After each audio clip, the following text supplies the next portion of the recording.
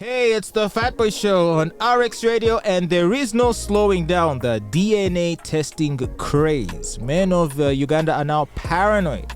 After that Samona guy found out that 10 out of 25 of his kids weren't his, men just scrambled to the nearest DNA testing center to ascertain whether the kids they believed to be theirs are actually theirs, and increasingly men are finding that these children are not theirs. Now, the latest big story being that of renowned events promoter Abi Musinguzi, also known as Abitex, who has disclosed that he's deeply disappointed as DNA tests have recently ruled out 8 out of 9 children that he has tested so far. And in an interview he gave to a local TV channel last week, Abitex disclosed that multiple women have approached him claiming that he fathered their children. However, he made it a priority to request DNA testing immediately after each child's birth. And out of 9 children Abitex is subjected to DNA testing, my goodness, how many does he have? He says only 1 was confirmed as his biological child. And according to Abitex, it's crucial for men to undergo DNA testing when their children are young. He believes that early testing can save individuals from experiencing significant emotional distress and turmoil. What about financial distress, assuming you have to support them?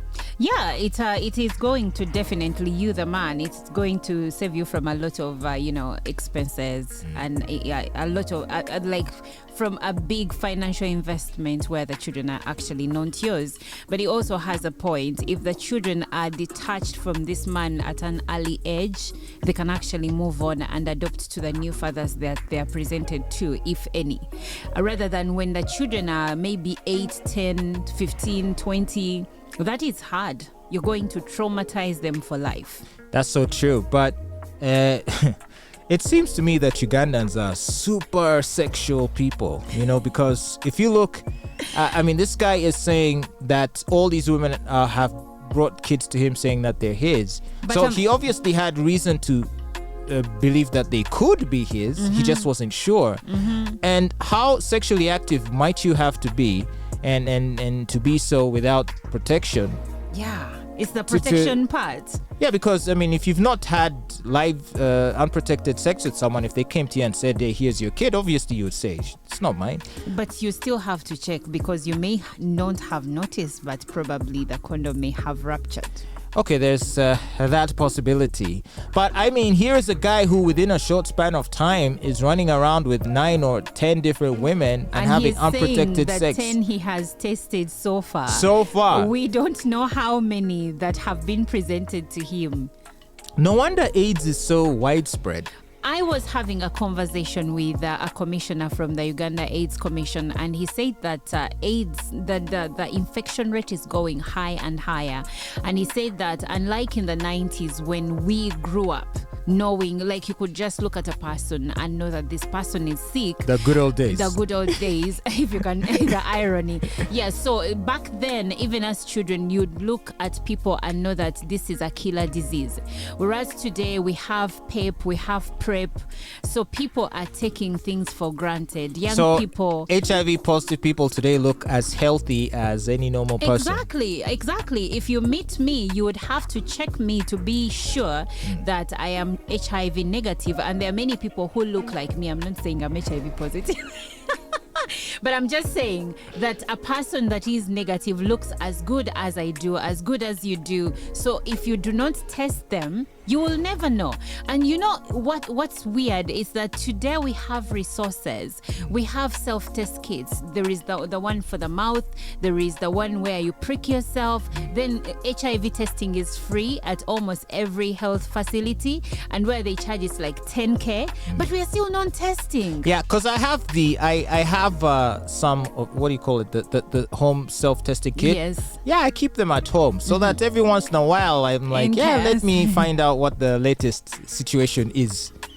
Okay, I see what you did there. It's always good to stay up to date, to know exactly what's going on. Right? Though if you have been what do you call it, self-contained, why would you be checking to be up to date? You never know. Maybe someone scratched you. Maybe a needle pricked you. Okay, I'll take that. But you're right. So today we have all these resources, and yet we are not testing. Yet back then in the 90s, people didn't even know where to go to have themselves checked. We didn't have Septrin, we didn't have ARVs, and today we have all these things, and people keep saying, after all, there is medicine. So women would rather get a Benz after putting their lives at risk than just walk. Wow. This is so scary. So this is very important, and I'm glad that this DNA conversation has led us into a wider discussion about our health, our reproductive health, and how we are neglecting to acknowledge that HIV is still there, AIDS is still a thing. And, you know, whereas everyone's currently obsessed about, is it my kid, is it not mine, this DNA test? Well, you who is having unprotected sex everywhere with all these people, maybe you're the one that needs to take a minute and ask and reassess his own life. But I wonder, but you see, sometimes people do this, be reckless with their lives because deep down they believe they are already sick. Like, yes, sometimes people think, they've not checked, by the way, but they think, the way I've been living my life, there is no way I do not have HIV. So they go on this, they go all out. Kumbe, they are not sick. You know? So it may be scary. By the way, if you're not used to testing, it is very scary. That first time you go to have a taste as you wait for your results, you can even have a heart attack. But if you make that a practice, you get used to it. And the thing about testing is that now you're not afraid to ask the other person to be checked. Exactly. Yeah. Now, and well, and there's people who even go together. Going together is the key. Do you know that many married men do not check themselves for HIV? They check through their wives. Like, when I get pregnant, I'm going to be tested at the hospital. So if I'm okay, he's like, I'm fine. Kumbe, they are discordant couples. He may be sick and I am not. Oh no, this is terrible. Well, anyway, so to the men of Uganda, yes, is it true that paternity fraud is taking place? It is true. But the only reason why you would be suspecting is because you've probably been acting in a reckless way to make yourself susceptible to being lied to.